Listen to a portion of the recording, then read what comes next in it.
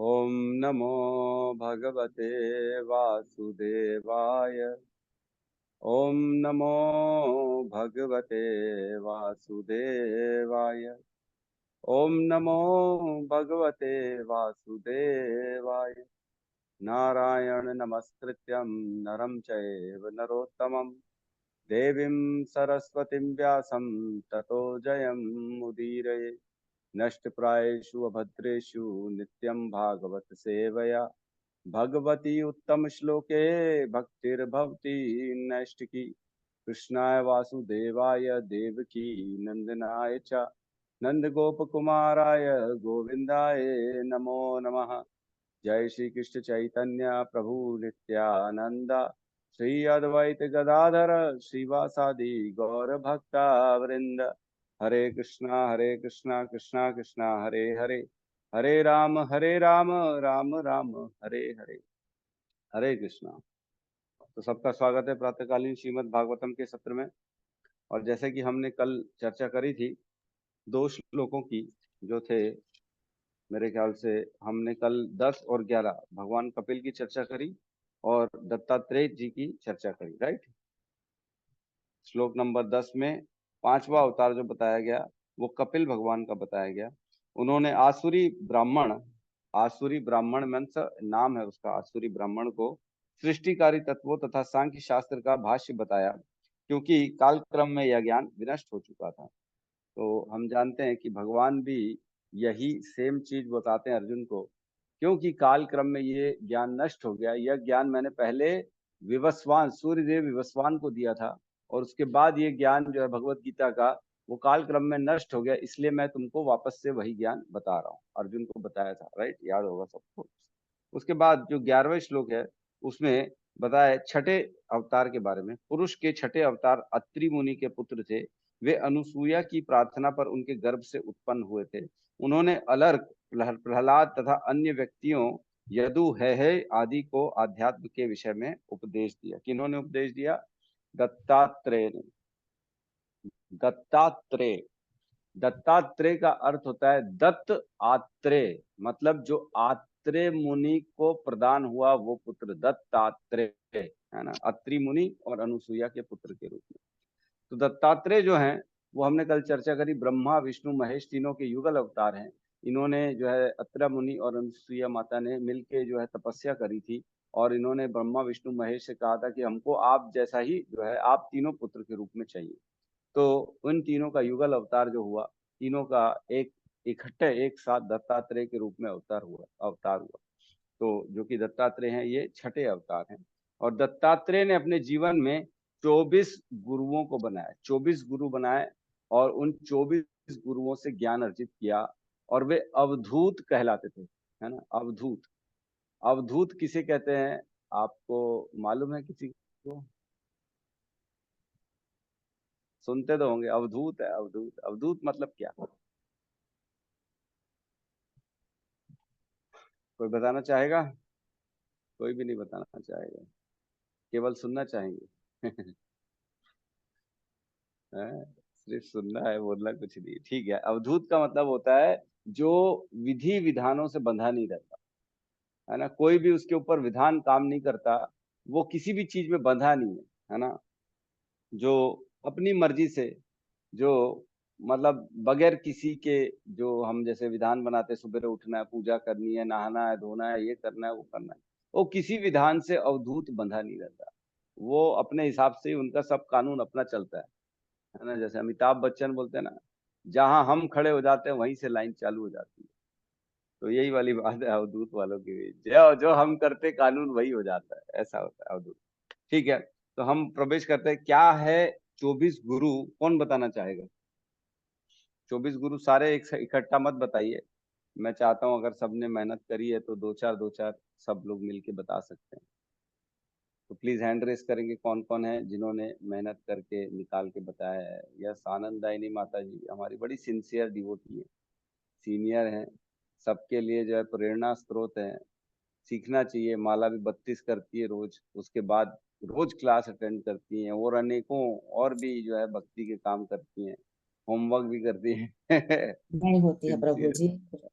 प्रभु जी अरे नहीं वाह। होती है माला रोज दिन। आप बहुत बड़ाई करने लग जाते हैं प्रभु जी। ऐसा नहीं होता प्रभु जी, कोशिश में लगे रहते हैं, जितना होता है समय समय अनुसार। देखो हैंड के लिए केवल एक ही रेज है और किसी का हैंड रेज ही नहीं है। माता प्रभु जी जी आप तो अभी ऑप्शन रूपाली। नहीं दिख रहा हैंड रेज का इधर। अच्छा अच्छा, ऑप्शन नहीं दिख रहा, ठीक है कोई बात नहीं, तो आपने भी किया है मतलब, ठीक है, दो हैंड रेज है कुल मिला के, बस दो लोगों ने किया, ठीक है। आनंदायनी माता जी आप कुछ बताइए, 5 7 10 बताइए। जो भगवान दत्तात्रेय थे, वो 24 लोगों को गुरु बनाया, जिसमें से हम्म। पहला तो पृथ्वी पृथ्वी हम्म। से उन्होंने ये सीखा, पृथ्वी के ऊपर में अनेक तरह के अत्याचार होते रहते हैं। जैसे पृथ्वी के ऊपर हम कुछ भी कर लेते हैं, लेकिन पृथ्वी उसको सहती रहती है। तो पृथ्वी से उन्होंने सहनशीलता सीखी, उन्होंने शिक्षा ग्रहण की। और दूसरा वायु, ये जैसे पंच तत्व हैं, ये पंच तत्व से ही सबसे पहले तो पंच तत्व का ही नाम आता है। दूसरा वायु, वायु से उन्होंने ये सीखा कि किसी भी चीज पर आसक्त नहीं होना चाहिए। वायु हर जगह से बहती रहती है, कभी सुगंध के ऊपर से जाती है, कभी दुर्गंध से से होकर जाती है, और वो निरंतर बहती ही रहती है। और वो कभी वो अपना काम करती ही रहती है। वायु हमेशा, ये जैसे प्राण वायु के रूप में भी इसको प्रयोग करते हैं। तो ये वायु से उन्होंने सीखा आसक्त नहीं होना चाहिए किसी के ऊपर। उसके बाद जल जल जल से उन्होंने ये सीखा, जो जल हमेशा बहती ही रहती है, जल हमेशा बहती ही रहती है, वो एक स्थान से दूसरे स्थान पर बहती रहती है। वो और उसका स्वरूप नहीं बदलता है। वो यदि ये उसका एक गुण है स्वच्छता और शीतलता। जैसे जल को यदि गर्म भी कर देते हैं तो बाद में थोड़ी देर रख देते हैं तो वो ठंडा हो जाता है। यदि वो बर्फ भी जमा हो जाता है, यदि कुछ देर उसको रख देंगे तो फिर वो तरल ही हो जाता है। तो वो शीतलता ही वो माने उसका एक गुण है, और स्वच्छ है उसका एक गुण है। वो हर चीज को, जैसे अशुद्ध चीज है उस दाड़ा ना तो हर हर चीज को वो शुद्ध कर देता है जल। तो दत्तात्रेय ने उनसे ये स्वच्छता और शीतलता और पवित्रता का गुण सीखा। तीसरा है अग्नि। तीसरा नहीं, अग्नि चौथा है अभी। जी, अग्नि अग्नि से उन्होंने ये सीखा कि अग्नि ऐसा चीज है कि अग्नि में हम कुछ भी चीज को डाल देते हैं तो वो स्वाहा हो जाता है, वो उसी में जल करके नष्ट हो जाता है। तो ये एक तपस्या का गुण है। एक तपस्वी को, जो संत होते हैं, उन्हें वो उनसे वो सीखा जाता है कि वे तपस्वी होते हैं। वो हर चीज को माने अग्नि में जिस प्रकार हर चीज स्वाहा हो जाता है, हर चीज गुण और गुण जो भी, फिर भी वो तप करके उसका गुण निखर जाता है। तो उसी प्रकार अग्नि से हमें ये चीज सीखना चाहिए। यदि लोहा इतना जो कठोर वस्तु है, उसे भी हम यदि अग्नि में डाल देते हैं तो वो भी तरल हो जाता है गल के। तो इसी प्रकार अग्नि का वो गुण है। कितना है? 3 हुआ, पहला चार दूसरा हुआ, तीसरा चार जल, माता जी। 4 पृथ्वी हुआ वायु जल अग्नि। जी। 5वां आकाश। अग्नि है जो हर परिस्थिति में अपने को ढालता है, अग्नि का ये गुण है। आकाश हर जगह वो विद्यमान रहता है।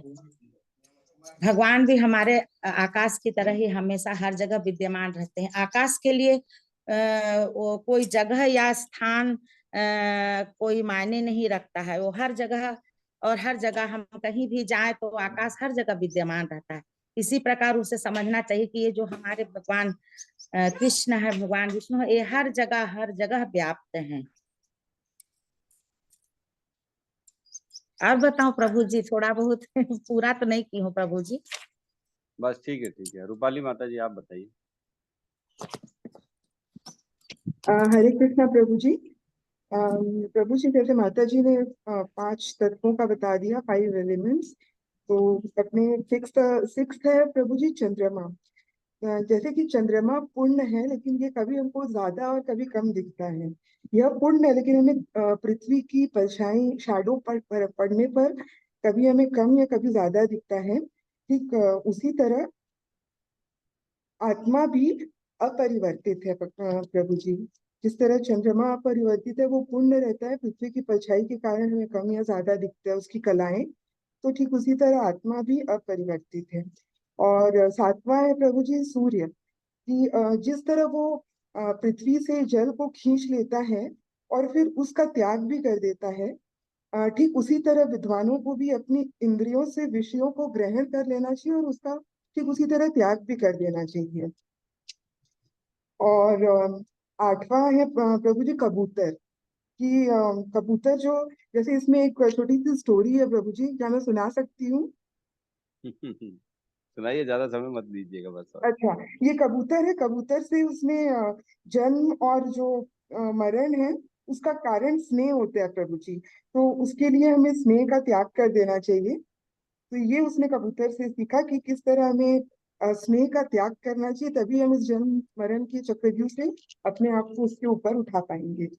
और नवा है अजगर, मतलब किस तरह अजगर एक जगह बैठा रहता है और वो अपना खाना ढूंढने के लिए भी नहीं उठता, वो एक जगह पड़ा रहता है, वहीं उसको जो मिल जाए वो उसे ग्रहण कर लेता है। तो ठीक उसी तरह सन्यासियों को भी ईश्वर में विश्वास रख कर जो कुछ भी भिक्षा में मिलती है वह ग्रहण कर कर संतुष्ट रहना चाहिए। और 10वां है संतोष, समुद्र। संतोष है अजगर से। हाँ, मतलब उससे संतोष करना। उससे यही शिक्षा उन्होंने दी कि हमें, जो सन्यासी होते हैं उन्हें भी बहुत ज्यादा भोग की आशंका नहीं रख, मतलब वो भोग का वो नहीं रखना चाहिए, लोभ की मुझे ये भी खाना है या ये भी मिल जाए। वो भिक्षाटन करके उसे जो भी मिले उससे उससे संतुष्ट रहना चाहिए। और 10वां है समुद्र। अ, जो सन्यासी का मन होता है वो भी समुद्र की तरह होना चाहिए, कि उसमें अनेक विषय भोग की उपस्थिति होने पर भी वो चलायमान नहीं होता। जैसे कि समुद्र में इतनी सारी नदियों का मिलन होता है फिर भी वो चलायमान नहीं है। तो ठीक उसी तरह वो अपनी मर्यादा में रहता है, वो जितना है वो उतना ही रहता है, उसमें जितनी भी नदियां हैं, जो भी जित बहुत सारे छोटे छोटे नदी बड़ी नदियां सब मिलती है उसमें, लेकिन वो चलायमान नहीं रहता। ठीक सन्यासी को भी समुद्र की तरह होना चाहिए। और बताऊं प्रभु जी, जैसे पतंगा है, यस यस, भ्रमर है, बताइए ना, मधुमक्खी है, बताइए ना, मकड़ी है। बताइए। मैं मैं सिर्फ एक एक करके बता देती बताते हूँ प्रभु जी, एक्सप्लेन आप कर दीजिएगा, शायद आप अच्छे से एक्सप्लेन करोगे। हाँ।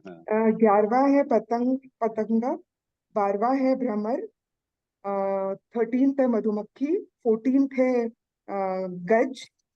15th है मृग। 16th है मीन। 17th है पिंगला। बस बस बस बस बस बस बस बस। यस सत्यम प्रभु, आप बताइए कुछ। हरे कृष्ण विवेकानंद प्रभु हरे कृष्णा। प्रभु जी। देख लेता हूँ। जैसे मधुमक्खी का हो गया प्रभु जी। हाँ, मधुमक्खी तो माता जी ने बताया ना। अच्छा मछली में क्या है कि प्रभु जी, मछली के लिए कि जिस प्रकार मछली किसी कांटे में जैसे फंसे मांस के टुकड़े को खाने के लिए चली जाती है और अपने प्राण गंवा देती है, वैसे ही हमें स्वाद को इतना अधिक महत्व नहीं देना चाहिए। हमें ऐसा ही भोजन करना चाहिए जो स्वास्थ्य की दृष्टि से अच्छा हो। और मृग मृग अपनी जैसे मौज मस्ती उछल कूद में इतना ज्यादा खो जाता है कि उसे अपने आसपास जो हिंसक जानवर होते हैं उसका आभास ही नहीं होता है और वह मारा जाता है। इससे जीवन में यह सीखा जा सकता है कि हमें किसी भी मौज मस्ती में ज्यादा लापरवाह नहीं होना चाहिए। और भौरा भौरा के लिए मतलब सीखने बात यह है कि जहाँ भी सार्थक बात सीखने को मिले उसे तत्काल ग्रहण कर लेना चाहिए। जिस प्रकार भौरे अलग अलग फूलों से पराग ले लेते हैं। और चंद्रमा हो गया प्रभु जी? हो गया।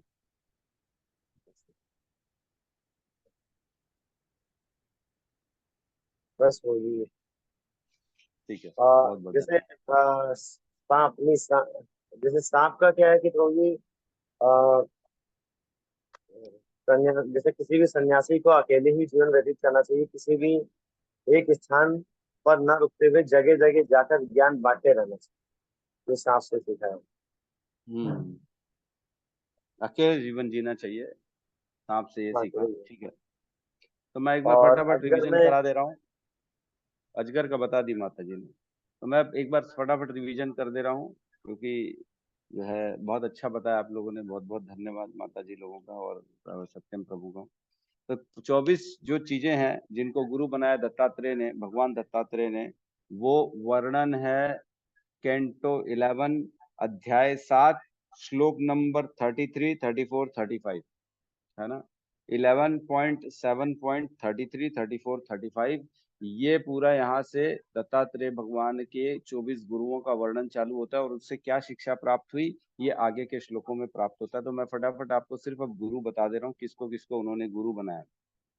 हे राजन, मैंने 24 गुरुओं की शरण ली है। ये हैं पृथ्वी, वायु, आकाश, जल, अग्नि, चंद्रमा, सूर्य, कबूतर, अजगर, समुद्र, पतंगा, मधुमक्खी, हाथी, मधुचोर, हिरण, मछली, पिंगला वेश्या, कुर्री पक्षी, बालक, तरुणी, बाण बनाने वाला, सांप, मकड़ी तथा बर्र। हे राजन, इनके कार्यों का अध्ययन करके ही मैंने आत्मज्ञान सीखा है। तो दत्तात्रेय भगवान ने ये 24 गुरु बनाए, और बहुत अच्छा इसमें एक डिटेल्ड क्लास हो सकती है हमारी, 24 गुरुओं से क्या ज्ञान प्राप्त हुआ।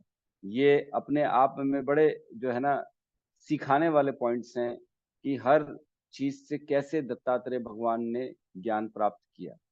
हमें दत्तात्रेय जी से ये समझना चाहिए कि कोई भी ऐसा नहीं है जिससे ज्ञान प्राप्त नहीं हो। हर जगह से इंसान की दृष्टि होनी चाहिए ज्ञान लेने की, है ना। हर जगह से, चाहे कितना ही क्यों ना बुरा हो, उसमें कुछ न कुछ एक पॉइंट जरूर रहता है जिससे हम ज्ञान प्राप्त कर सकते हैं। तो हमारी दृष्टि को हमको बदलना चाहिए। हर चीज, हर जगह, हर व्यक्ति में पॉजिटिव देखना चाहिए, ना कि नेगेटिव देखना चाहिए। उसमें क्या पॉजिटिव है वो देखना चाहिए, क्योंकि हम जो देखेंगे वही हमारे अंदर बदलाव आएगा। अगर हम नेगेटिव देखेंगे तो हमारे अंदर नेगेटिव की बदलाव आएगी, और अगर हम पॉजिटिव देखेंगे तो हमारे अंदर पॉजिटिव का बदलाव आएगा। जो जैसा होता है वैसी उसकी दृष्टि होती है। तो अगर हमको जैसा बनना है वैसी दृष्टि बनानी चाहिए। अगर सिर्फ दूसरों में निंदा देखेंगे, सिर्फ गंदगी देखेंगे, तो हम भी खुद गंदे बनेंगे, निंदक हम भी बनेंगे। और अगर किसी में हम पॉजिटिव देखेंगे तो हम भी अपने जीवन को पॉजिटिव कर सकते हैं, है ना। तो ये सिंपल सा कैलकुलेशन है ना। इसमें कोई भी टेक्निकल नहीं है। तो दृष्टि बदलनी चाहिए, बहुत जरूरी है जीवन में। आप, हम किसी को बदल नहीं सकते, हम परिस्थितियां बदल नहीं सकते, हम अपनी मनोस्थिति लेकिन जरूर बदल सकते हैं। हम अपने आप को अगर बदल दें, अपनी सोच को बदल दें, तो हम देखेंगे कि एकदम से दुख, एंजाइटी, परेशानी से हम सुख की स्थिति में आ गए। क्योंकि हमने देखा है, तुलसीदास जी कहते हैं, तुलसी राम भरोसे निर्भय होके सोए, अनहोनी होती नहीं और होनी है सो होए। जो होना है वो तो होके रहेगा, और अनहोनी तो होती ही नहीं है। तो हम किस बात का टेंशन में। हमको हमेशा भगवान के भरोसे पॉजिटिव वे में सोचना चाहिए।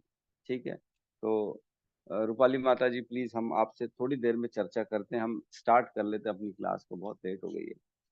ठीक है, तो हम उसके आगे बढ़ते हैं, 12वें श्लोक में पढ़ते हैं यज्ञ, भगवान यज्ञ के बारे में। तो सब साथ में श्लोक रिपीट करेंगे अनम्यूट करके। ततः सप्तम आकुत्याम ततः सप्तम सप्तम आहुत्याम रुचेर्यज्ञो अभ्यज्यात जयात रुचेर यज्ञोऽभ्यजायत सयामाद्यो सुरगुणे अपात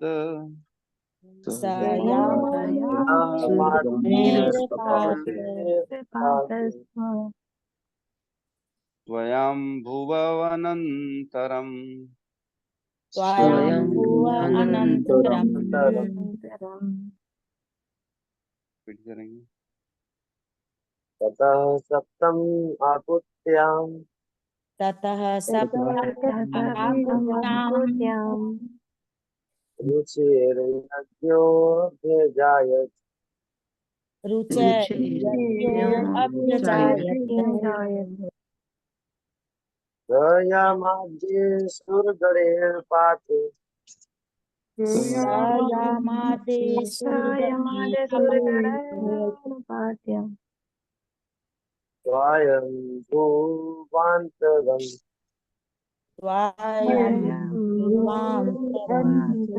अंतरम।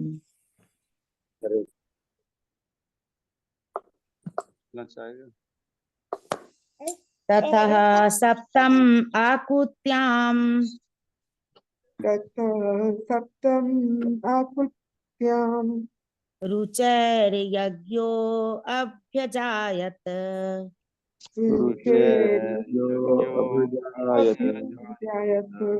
स यामाद्यै सुरगणेरपात् स्वायं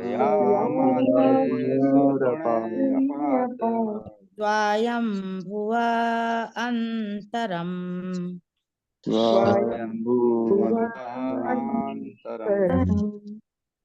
हरे कृष्ण। अनुवाद। सातवें अवतार प्रजापति रुचि तथा उनकी पत्नी आकुति के पुत्र यज्ञ थे।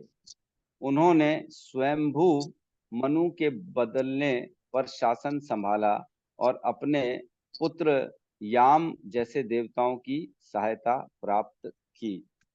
ओम अज्ञानतिमिरन्धस्य ज्ञानाञ्जने शलाकया चक्षुरुन्मिलितं येन तस्मै श्री गुरुवे नमः। श्री चैतन्य मनोभीष्टं स्थापितं येन भूतले स्वयं रूपः कदा मह्यं ददाति स्वपदान्तिकं। वन्देऽहं श्रीगुरु श्रीयुतपदकमलं श्रीगुरून् वैष्णवांश्च श्रीरूपं सागरजातं सहगण रघुनाथान्वितं तं सजीवं साद्वैतं सावधूतं परिजनसहितं कृष्ण चैतन्य देवं श्री राधा कृष्ण पादान् सहगण ललिता श्री विशाखान्वितांश्च। हे कृष्ण करुणा सिंधु दीन बंधु जगतपते गोपेश गोपिका कांता राधा कांत नमस्तुते। तप्त कांचन गौरांगी राधे वृंदावनेश्वरी वृषभानु सुते देवी प्रणमामि हरिप्रिय। वांछा कल्पतरुभ्यश्च कृपा सिंधुभ्य एव च पतितानां पावनेभ्यो वैष्णवेभ्यो नमो नमः। नमो विष्णुपादाय कृष्णपृष्ठाय भूतले श्रीमते भक्तिवेदांत स्वामीति नामिने नमस्ते सरस्वते देवे गौरवाणी प्रचारिणे निर्विशेष शून्यवादी पाश्चात्य देशतारिणे। जय श्री कृष्ण चैतन्य प्रभु नित्यानंद श्री अद्वैत गदाधर श्रीवासादि गौर भक्त वृंद। हरे कृष्णा कृष्णा कृष्णा हरे हरे हरे राम राम राम हरे हरे। हरे कृष्णा। तो यहाँ बात चल रही है प्रजापति रुचि और उनकी पत्नी आकुति, है ना। ततः सप्तम आकुत्याम, जो उसके बाद सातवां जो अवतार हुआ वो आकुत्याम मीन्स आकुति के गर्भ से। आकुति जो थी वो स्वयंभू मनु की पुत्री थी। हमने कल चर्चा करी स्वयंभू मनु की 3 पुत्रियां थी, आकुति, देवहूति और प्रसूति, ये 3 पुत्रियां थी। तो देवहूति के गर्भ से कपिल भगवान उत्पन्न हुए और आकुति के गर्भ से यज्ञ भगवान उत्पन्न हुए, है ना। तो कह रहे हैं ततः सप्तम आकुत्याम रुचे यज्ञ अभ्यजात, मतलब प्रजापति रुचि जो थे, प्रजापति रुचि उनको रुचे कहा गया यहाँ पे। उनके पुत्र के रूप में यज्ञ अभ्यजात अवतरित हुए। कौन? यज्ञ भगवान। भगवान यज्ञ प्रजापति रुचि और उनकी माता आकुति के सातवें जो है मतलब सातवां क्रम सीरियल वाइज बता रहे, सातवां अवतार जो यज्ञ का हुआ। स याम आद्यो सुर गण अपात मीन्स ये जो है इन्होंने यम आदि देवता जो है ना, अनेक अनेक देवता हैं, उनके साथ देवताओं उन सारे देवताओं के साथ शासन किया। कहाँ पे? इंद्र लोक पे, मतलब स्वर्ग में शासन किया। और ये स्वयंभू अनंतरम, स्वयंभू मनु के काल में क्या हुआ, इस समय क्या हुआ था, स्वयंभू मनु के टाइम ऐसा कोई व्यक्ति नहीं था जो इंद्र बन सके। मैंने पहले भी बताया था जो देवता बनते हैं वो कौन बनते हैं, जो भी जीव होता है उनके कार्यों के आधार पे उनको वो पदवी दी जाती है। सूर्य देव, चंद्रदेव, वरुण देव, मन और जितने भी सारी की सारी जो है ये देवताओं की पदवी होती है, वो हम जैसे जीवों को मिलती है। किस आधार में मिलती है? जब हम पुण्य करते हैं, जब हम भक्ति करते हैं, अच्छे काम करते हैं, तो जैसे जैसे पुण्य बढ़ता है हमको वो पदवी दी जाती है। क्या किसी को याद है हमने भगवत गीता में 18वें अध्याय का क्या महात्म किया था? याद है किसी को? इन शॉर्ट बता सकते हैं? किसी को याद है? 18वें अध्याय का जब हमने महात्म्य पढ़ा था तो एक कथा छोटी सी मैंने सुनाई थी, वो कथा याद है? हरि बोल, वाह बहुत सुंदर। ठीक है, तो हमने कथा करी थी कि एक बार इंद्र जो है अपने सभा में बैठा रहता है और इंद्र के सामने एक बड़ा सुंदर व्यक्ति आता है। वो इतना सुंदर था कि सारे देवता और इंद्र उसके प्रति आकर्षित हो गए और इंद्र अपने स्थान से गिर गया। वो गिर गया और उसका मुकुट घूमते घूमते धरती पे, मतलब स्वर्ग की धरती पे पड़ गया। और सारे जो बाकी देवता पड़े थे वहां पे, वो सब खड़े हो गए उस सुंदर व्यक्ति को देख के, और उस मुकुट को उठा के उस नए व्यक्ति, सुंदर व्यक्ति को पहना दिया गया। और वो जो सुंदर व्यक्ति था उसको इंद्र की गद्दी में बिठा दिया गया। इतना ज्यादा सुंदर था, आकर्षित था कि सब लोगों ने उसको मिलके इंद्र बना दिया। और इंद्र अपने आप में परेशान हो गया, ये क्या हो गया? बोले, एक झटके में मेरा पूरा राज्य चला गया, मैं स्वर्ग से कैसे गिर गया, मेरा मेरा शासन, मैं राजा से इंद्र कैसे छूट गया, इंद्र की पदवी कैसे छूट गई? तो वो फटाफट ब्रह्मा जी के पास गया और ब्रह्मा जी से पूछा, ये क्या हो गया ब्रह्मा जी, मेरा शासन कैसे छूट गया? क्योंकि उसको मालूम है कुछ जो कार्य होता है उसमें कुछ ना कुछ कारण होता है, सर्व कारण कारणम। कारण क्या था कि इसको इंद्र बना दिया गया? तब ब्रह्मा जी ने बताया कि ये जो व्यक्ति है ये हर रोज भगवत गीता के 18वें अध्याय के 5 श्लोकों का पारण करता है। याद है? कौन से 5 श्लोक? कोई भी 5 श्लोक रोज, नित्य, एवरी डे पारण करता है। मीन्स वो रोज उनको रिसाइट करता है, उनको बोलता है और हृदय से उनको जो है नमस्कार करता है भगवान को। मतलब ये सोच के करता है कि भगवान स्वयं भगवत गीता के रूप में अवतरित हुए हैं। तो ये सोच के कोई भी अगर भगवत गीता का पठन पाठन करता है तो उसके लिए इंद्र बनना मुश्किल नहीं है। मतलब ये संभव है, अगले जीवन में हम में से कोई भी व्यक्ति इंद्र के रूप में हो सकता है। तो क्या सत्यम प्रभु आप अगला जीवन इंद्र के रूप में बिताना चाहेंगे?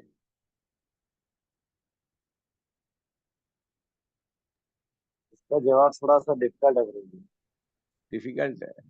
ठीक है, आनंदायनी माता जी आप इंद्र बनना चाहेंगी अगली योनि में? नहीं प्रभु जी। अरे हरि बोल। रूपाली माता जी आप बनना चाहेंगी इंद्र? माता जी म्यूट है आपका, म्यूट है, अनम्यूट किए हैं। नहीं नहीं प्रभु जी, फिर हमेशा मुझे चिंता रहेगी कहीं मेरी गद्दी कोई छीन ना ले। हरि बोल। हाँ, तो देखो इंद्र भी एक झटके में कैसे गिर गया, कैसे उसके सेवक ही उसको हटा दिए और उसकी जगह में दूसरे को बिठा दिए।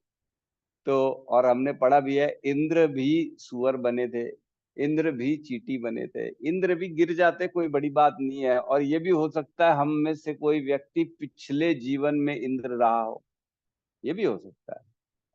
अब चेंज हो गया सत्यम प्रभु जी का माइंड, नहीं बनना चाहूंगा। है, ये जो है ये लालच है, ये काम की जो है ना, ये इंद्र जो है बड़े क्या कहता है। ठीक है, कहने का मतलब है इंद्र जो है तब बना जाता है जब कोई व्यक्ति उसके लायक होता है, तब उसको इंद्र बनाया जाता है। लेकिन कभी कभी जब इंद्र बनने के लायक कोई नहीं मिलता तो स्वयं भगवान इंद्र बन जाता है। जैसे हमने ब्रह्मा जी के बारे में पढ़ा था, जब उस ब्रह्मांड में कोई जीव ब्रह्मा लायक बनने लायक नहीं होता तो स्वयं भगवान ही ब्रह्मा बन जाते हैं। है ना, हमने चर्चा करी थी जब ब्रह्मा जी का उत्पन्न हुआ था। तो यहाँ पे यज्ञ जीवी जो है वो स्वयं भगवान अपना इंद्र बन गए थे। तात्पर्य में प्रवेश करते, तात्पर्य में शील प्रभुपाद की जय। भौतिक जगत की विधि व्यवस्था बनाए रखने हेतु देवताओं द्वारा ग्रहण किया जाने वाला प्रकाश की यह पद अत्यंत उन्नत पुण्यशाली जीवों को प्रदान किया जाता है। जैसे उन्नत और पुण्यशाली जो व्यक्ति होंगे उनको देवताओं की योनि मिलती है, हम पढ़ते ही हैं। है ना, भगवान कहते हैं भगवत गीता में, यान्ति देवव्रता देवान पित्रान यान्ति पितृव्रता भूतानि यान्ति भूतेजे यान्ति मद याजिनो अपिमाम। जो देवताओं की पूजा करता है वो देवताओं के लोक में जाता है, जो पितरों की पूजा करता है वो पितृलोक में जाता है, जो भूतों की पूजा करता है वो अगला जीवन भूतों के साथ बिताता है, और जो मेरी पूजा करता है वो अगला जीवन मेरे साथ बिताता है। कितना आसान है नहीं? देवताओं की पूजा करेंगे तो अगले जीवन में देवता बन जाएंगे, पुण्य करेंगे, और अनेक अनेक अनुष्ठान करेंगे, यज्ञ करेंगे, दान आदि करेंगे, तो अगला जीवन देवता का बन सकते हैं। कोई बड़ी बात नहीं है, वही बता रहे हैं। जब ऐसे पुण्यात्माओं का अभाव होता है तो श्री भगवान स्वयं ब्रह्मा, प्रजापति, इंद्र आदि के रूप में अवतरित होकर शासन भार संभालते हैं। तो फैक्ट्री में अगर दुकान में स्टाफ नहीं आएगा तो क्या दुकान बंद कर देंगे? बंद तो नहीं होती है दुकान दुकान बंद तो नहीं होती। क्या दुकान का मालिक बोलता है क्या कि आज तो शटर खोलने वाला लड़का नहीं आया तो आज दुकान बंद रहेगी? ऐसा नहीं बोलता, वो खुद जाके खोल देगा ना। दुकान का मालिक है, उसको तो काम करना है ना। अगर स्टाफ आएगा तो ठीक है, नहीं आएगा तो खुद जाके बैठ जाएगा काउंटर में। कई बार हम देखते हैं दुकान का मालिक ही जो है सेल्समैन बन जाता है, वही देता रहता है सामान। क्यों? क्योंकि स्टाफ की कमी हो गई। सेम वैसे ही है, अगर स्टाफ की कमी हो गई, इंद्र का पद खाली हो गया या कोई और अन्य देवता का पद खाली हो गया, तो भगवान स्वयं वो बन जाते हैं। अरे काम तो चलाना ना, सृष्टि को चलाना है, प्रकृति को चलाना है, इसलिए खुद बन जाते हैं। आगे कहते हैं स्वयंभू मनु जो है ना, सबसे पहला जो मनु था इस ब्रह्मा जी के दिन का, स्वयंभू मनु। और आधुनिक युग वैवस्वत मनु का है। अभी जो एट प्रेजेंट चल रहा है वो वैवस्वत मनु चल रहा है। जो पहला मनु था वो स्वयंभू मनु था। उस समय की बात चल रही, पहले मनवंतर की।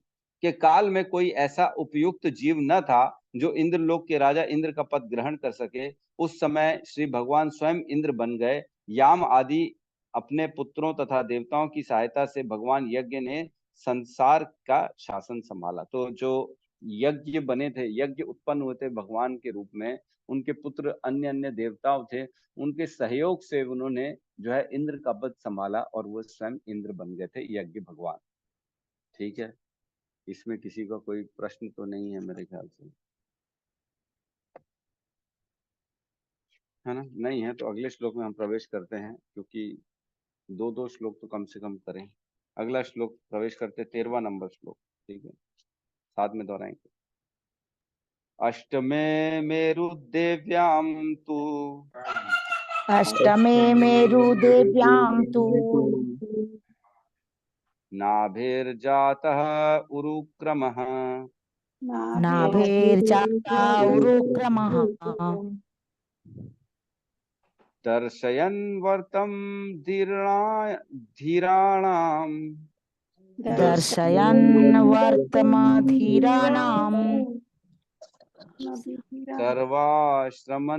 सर्वाश्रम नमस्कृतम् सर्वास्त्रं नमस्कृतम्।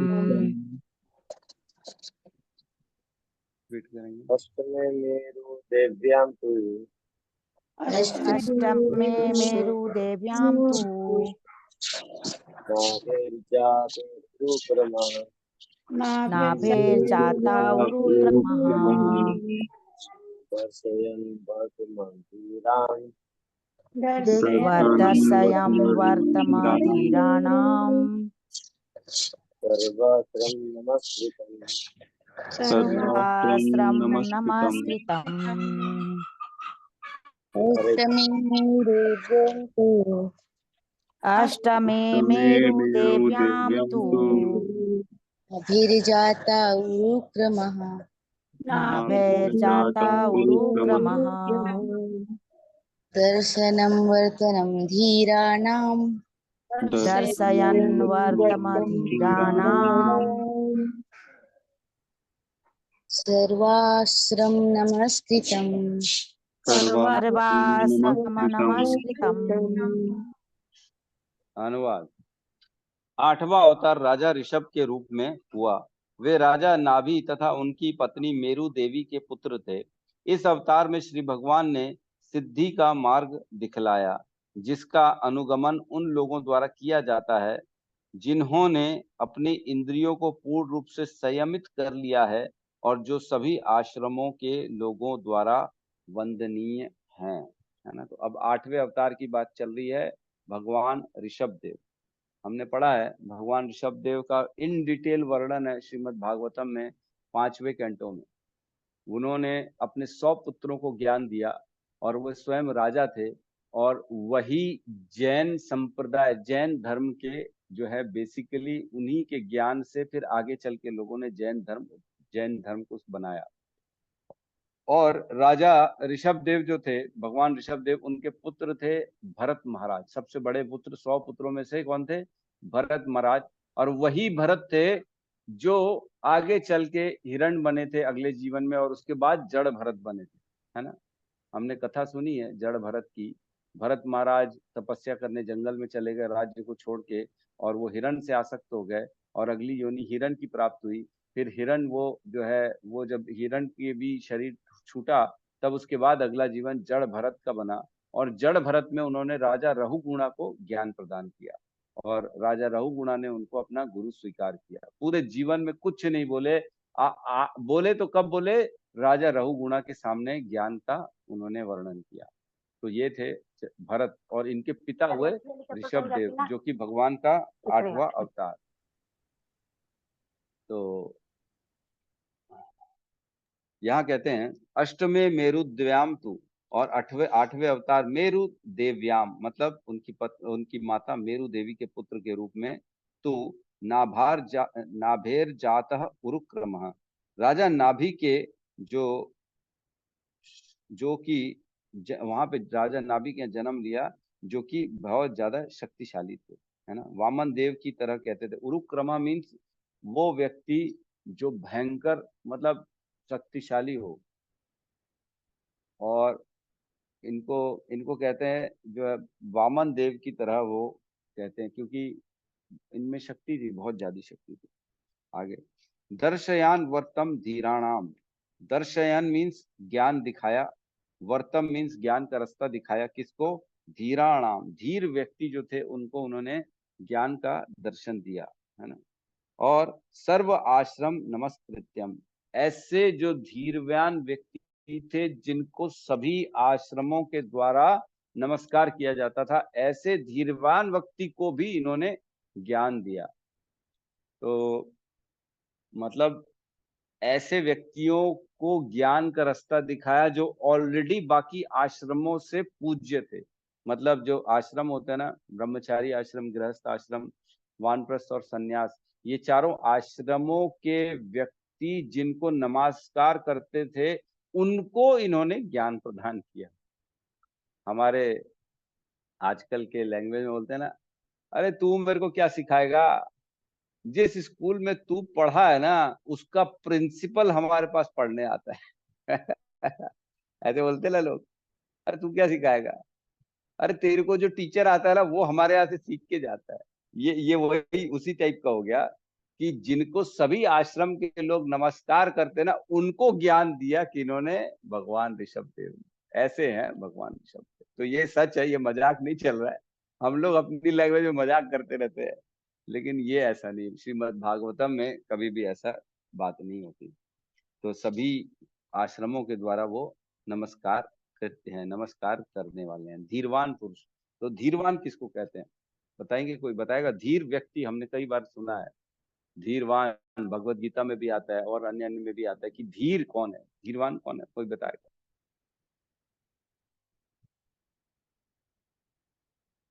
कोई बताना चाहेगा धीरवान हम किसको कहेंगे? प्रभु जी जो धैर्य रखते हैं, जो धैर्य रखते हैं अदम। जो धैर्य रखते हैं। हाँ, बात तो ठीक है, धीरवान तो वही होगा जो धैर्य रखेगा। ठीक है, और कोई?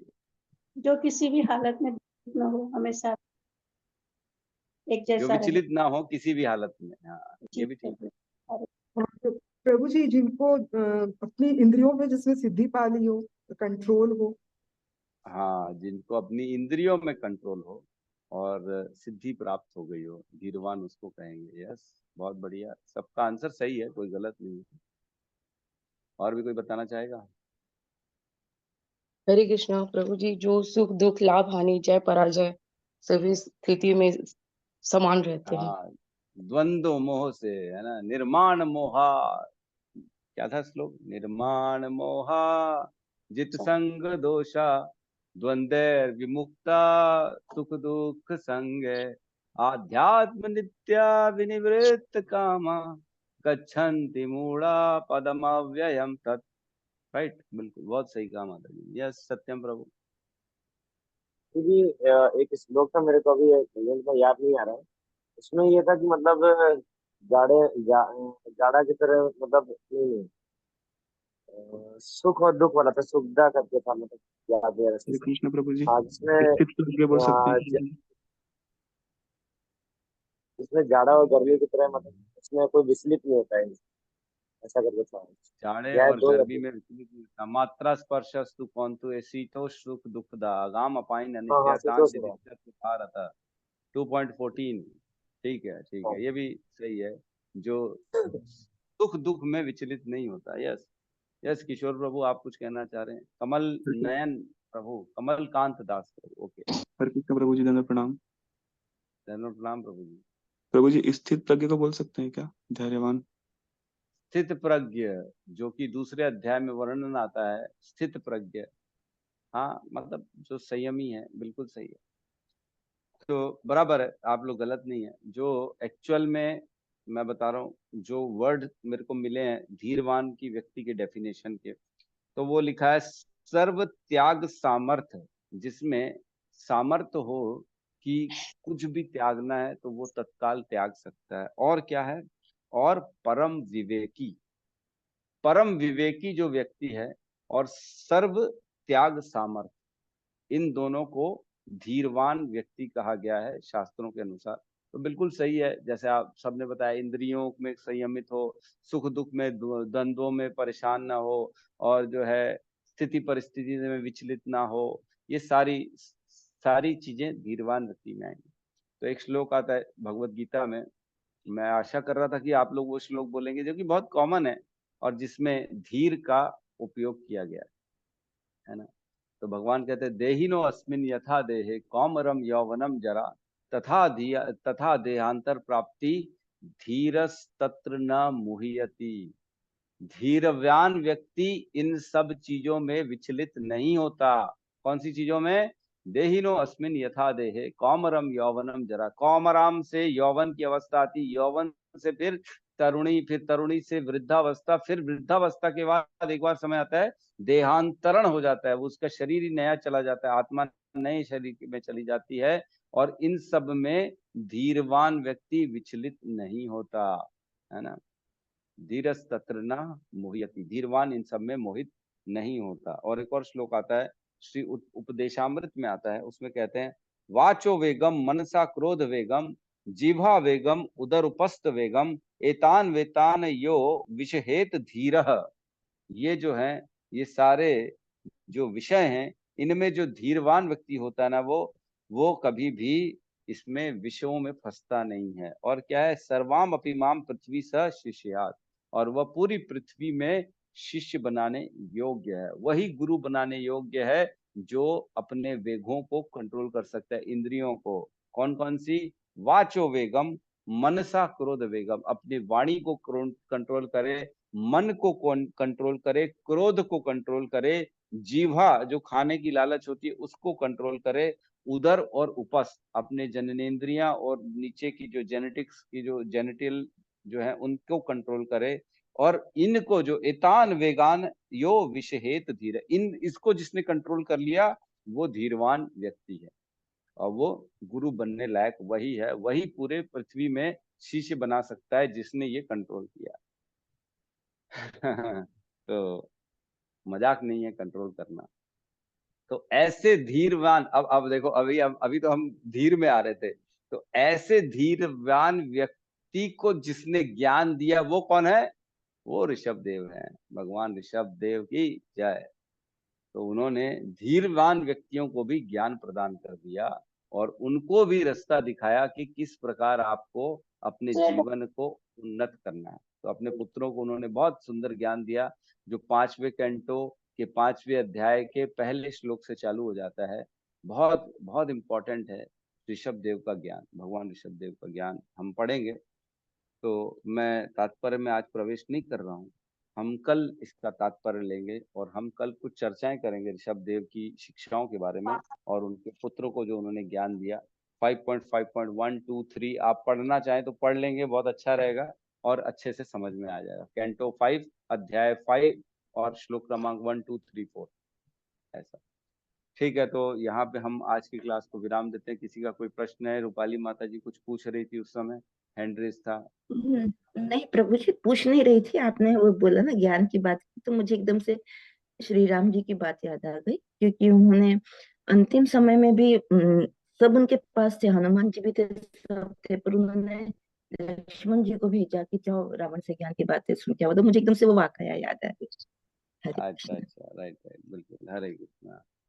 आप बड़े दिनों के बाद ज्वाइन कर रही हैं माता जी, बीच में गायब हो गई थी आप। हाँ, मैं बीच में बहुत बाहर थी और आजकल बाहर जा रही हूँ। मेरा प्रभु जी यही बस मेरा एक ही, आप जो बोल रहे हैं धैर्य, मुझे यही सुनने को मिल रहा है आज। 3-4 साल से मुझे यही सुनने को मिल रहा है कि मेरे में धैर्य की कमी है। जितना मुझे मात्रा चाहिए उतनी है नहीं, भले औरों से शायद ज्यादा भी हो। जो बोलते हैं वो यहाँ तक बोल देते हैं कि बहुत कुछ बोलने के बाद ये भी बोल देते हैं कि शायद औरों से ज्यादा होगी, पर फिर भी तुमको जितनी प्रभु को जितनी जरूरत है उतनी तुम्हारे पास है ही नहीं। मीन्स एकदम ऐसा स्पिट आउट हो जाता है उनका। तो मैं वही सोच रही हूँ how to raise, because it is also, physics is also based on digestive system na, most means controlling power is, and there I'm failing out how to do that. मुझे वो बहुत बड़ा प्रश्न है, एकदम मीन्स यक्ष प्रश्न हो चुका है मेरे लिए। और इसी सिलसिले में मुझे बहुत आजकल up and down means in the sense बहुत ट्रैवलिंग हो रहा है मेरा कुछ कुछ, इसकी वजह से मैं रेगुलर नहीं हो पा रही हूँ क्लास में भी। मेरा अगर ये प्रॉब्लम सॉल्व हो जाए तो बहुत सबका अच्छा हो। मेरे मेरे कारण बहुत फ्लक्चुएशन सभी पर इफेक्ट आ रहा है, जैसे एक सेकंड बोलते थे 1 नवंबर सबो पर वाली बात हो जाती है। जी जी, ठीक है। यस, तप्त कांचनी माता जी, आप कुछ कहना चाहती हैं? हरे कृष्ण प्रभु जी, दंडवत प्रणाम। प्रभु जी हरे मेरा कृष्णा माता। प्रश्न ये था कि जैसे जो बाद ही उनसे जो पोस्ट को प्राप्त करते होंगे, जो सामान्य जीव है जो बहुत पुण्य करते होंगे, तो फिर ऐसा क्या होता है कि वो मतलब स्वर्ग का राजा बनने के बाद इसका मतलब वो हो जाते हैं, लालच में आ जाते हैं, मतलब काम वासना में आ जाते हैं। और फिर क्या वो जब ऐसे काम वासना उनके अंदर रहती है, इतनी इच्छा रहती है, डर रहता है हमेशा अपने उसको लेके, तो क्या वो जब उनका समय समाप्त होता होगा तो क्या वो ऐसे मतलब एक कैसे जीव का योनि प्राप्त करते होंगे वो? देखो, एक चीज तो सबसे पहले ये समझने की है कि राजा इंद्र की जो योनि है वो कर्म योनि नहीं है, वो केवल भोग योनि है। कर्म योनि केवल मनुष्य योनि है। मनुष्य योनि में जो कर्म करता है आदमी उसको फिर भोगता है। तो देवताओं की योनियां जो होती है वो भोग योनियां हैं। वहां केवल हमको भोग करना है, और वहां जितना भी भोग करेंगे उसका कोई जो है नेगेटिव कर्म बंधन या उसका पाप नहीं लगता है ना। लेकिन ये है कि जो कर्म वहां करेंगे वह भी हमारे चित्त में पड़ता है, और चित्त में पड़ता है तो उसका जो है ना हमारा स्वभाव वैसा संस्कार बनना चालू हो जाता है। ठीक है।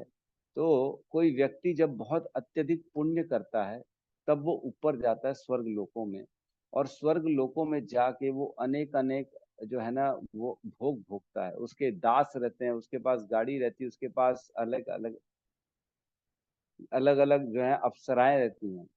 और वो जब भोग लेता है उसके बाद वापस से उसको मनुष्य योनि मिलती है। तो अब उसने जो स्वर्ग में भोगा उसका कोई बंधन नहीं है, उसका कोई पाप पुण्य नहीं है। लेकिन जो उसने पिछले जीवन में मनुष्य के रूप में जो पुण्य किया उसके आधार पे उसको अब अच्छी योनि, कोई पैसे वाले के घर में या किसी जो है ज्ञान वाले के घर में उसको पुत्र के रूप में उत्पन्न होगा।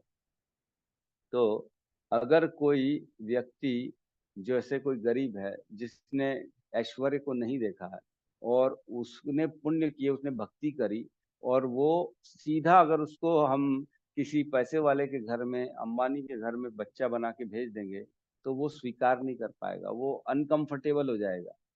तो मनुष्य के कर्मों के अनुसार उसको एक ट्रायल योनि समझ लीजिए। जैसे स्वर्ग गया, उसने ऐश्वर्यों को भोगा, उसने ट्रायल कर लिया, अब उसने उसके संस्कार बन गए, अब वो भोगने के लिए तैयार है, इसलिए वो पैसे वाली योनि में आए। और जैसे अनेक पाप करेगा तो वो पाप करके उसको नीचे की योनियों में भेजा जाएगा। जैसे पहले जाएगा नरकों में, वहां डाला जाएगा उसको गंदे पानी में, है ना, वैतरणी नदी में डाला जाएगा, पस पीप वाली नदी में डाला जाएगा। वहां पहले तो उल्टी करेगा, वमन करेगा, सह नहीं पाएगा वो। लेकिन काफी काल तक उसको वहां रख रख के ट्रेनिंग दे दी जाएगी ताकि उसको अब अगली योनि सुअर की मिलने वाली है, तो सुअर की योनि में जाए तो अनकंफर्टेबल महसूस न करे।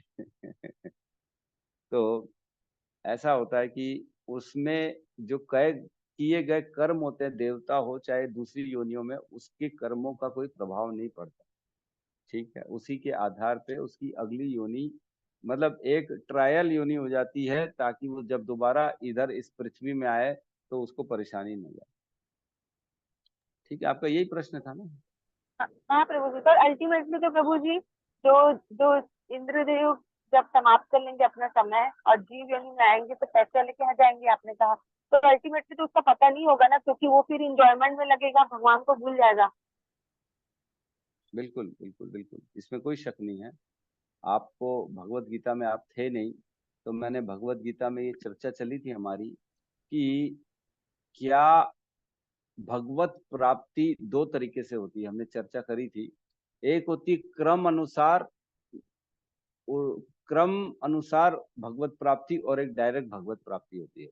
तो क्रम वाइज में क्या होता है, जो भक्ति करके उसके अंदर इच्छा रहती है कि मैं स्वर्ग भी एक बार देख लूं, है ना। जो जैसे सपोज करो भक्त है, उसने भक्ति करी और उसके मन में आया कि मैं एक बार स्वर्ग भी देखना चाहता हूं, तो उसको स्वर्ग में भेजा जाएगा और वहां पे वो भोग भोगेगा। स्वर्ग में जाएगा, इंद्र बनेगा, जो भी देवता बनेगा बनेगा, और उसके सामने अनेक अनेक भोग मिलेंगे। मतलब स्त्रियां रहेंगी, सारे सामान रहेंगे, सब कुछ रहेगा।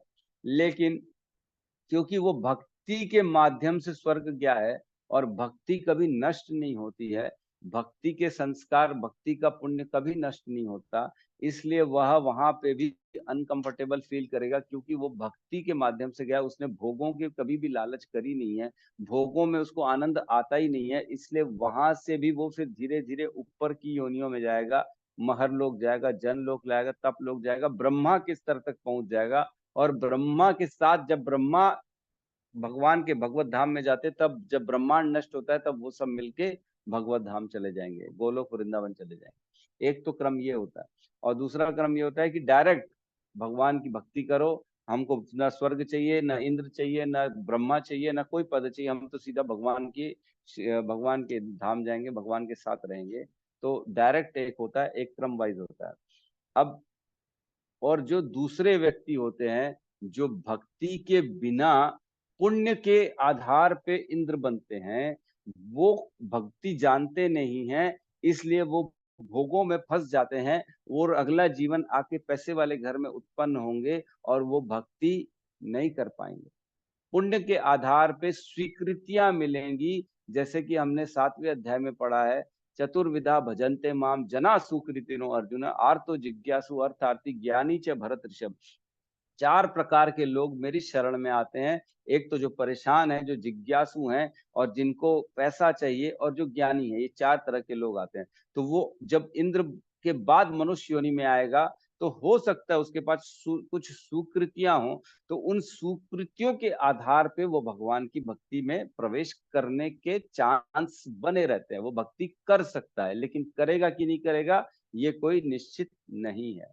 जब तक किसी वैष्णव की कृपा नहीं होगी, तब तक वो नहीं कर पाएगा भक्ति, चाहे पैसे वाले घर में क्यों ना उत्पन्न हो जाए।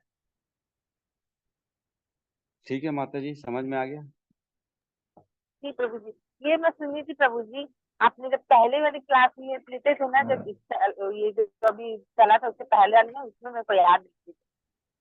और प्रभु जी एक और था छोटा सा वो डाउट की, जैसे जो ब्रह्मदेव हैं उनका समाप्ति के बाद वो तो सीधे गोलोक चले जाते होंगे, जो भी जीव ब्रह्मा बनते होंगे। हाँ, जनरली ऐसा ही होता है, जनरली बोल रहा हूँ ना मैं, निश्चित नहीं है। थैंक यू प्रभु। हरे कृष्ण। तो बहुत बहुत धन्यवाद सबका। क्लास को हम आज क्लोज करते हैं, और आज का होमवर्क है 5.5.1 2 3 4, कम से कम 5 श्लोक ये 5.5 तक पढ़ के आना है हमारे। ठीक है, 5.5.1 से लेके 5 तक पढ़ के आना है कल। ठीक है, कल हम ऋषभ देव की चर्चा करेंगे, तो उसमें इसका डिस्कशन करेंगे। ठीक है, सब मिलके हरे कृष्ण महामंत्र बोलते हैं और क्लास को क्लोज करते हैं। हरे हरे कृष्णा हरे कृष्णा कृष्णा कृष्णा हरे कृष्णा हरे कृष्णा हरे हरे हरे राम राम राम राम हरे हरे हरे। सभी सभी भक्त भक्त वृंद वृंद की की जय। जय। जगत गुरु श्री जगद्गुरु श्रील श्रील प्रभुपाद की प्रभुपाद जय। की गौर जय। करिए। हरि हरि निताय बोल। गौर हरि हरि प्रेमानंदे। हरि हरि हरि हरि बोल। हरि हरि हरि हरि बोल।